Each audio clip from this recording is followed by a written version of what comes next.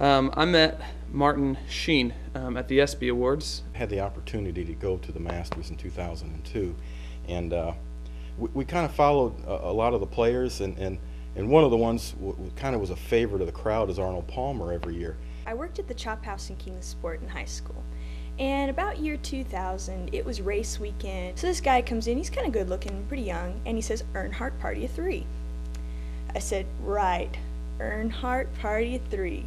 No problem, I'll write it down. Smoking or not? Non-smoking." I wanted John Bon Jovi's autograph. Arnold's out there with his caddy, and he's really not paying attention to what's going on, and one of the other players in his group hit, and he turned around, looked right at me, and said, "Where did that go?"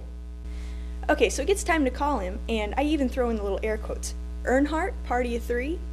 He comes, he's pretty nice, and as we're walking back towards the tables, I ask him, so you in for the race, and who's your favorite driver? It must be Earnhardt. I was a seat filler. I was standing off stage. At the commercials, we would run out and fill whatever seats were empty. And he had just presented an award, and so he was standing off to the side as well, waiting to go back to his seat. And he was standing next to me, and as he was standing next to me, every single person that walked by, probably in a minute and a half, it was probably 15 people, 20 people that walked by, and every single person said, "Oh, I love your show, Mr. Sheen. I love your show. Me and my wife never missed a show, Mr. Sheen." I asked him, I was standing right next to him, and I leaned over and I said, "Do you ever get tired of hearing that?"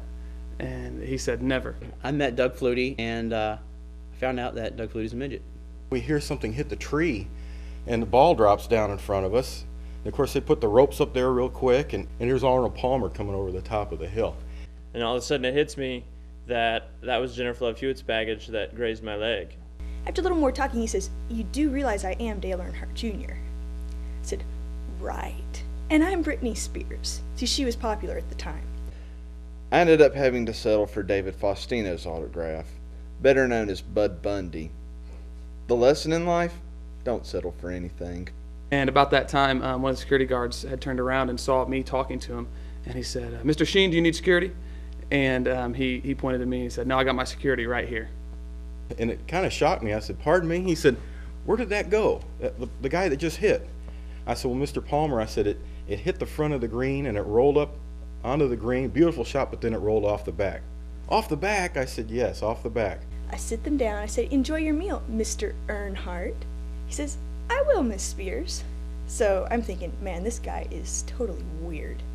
I go back to where my manager is. He took out a wood and he chomped down on it and hit that, and he shot it right out. It was a beautiful shot. Rolled right up on top of the green and then rolled off the back.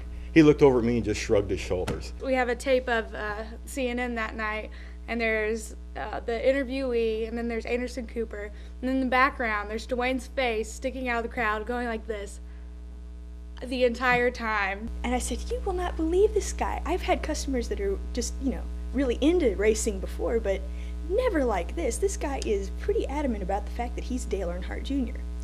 Manager says, "Okay."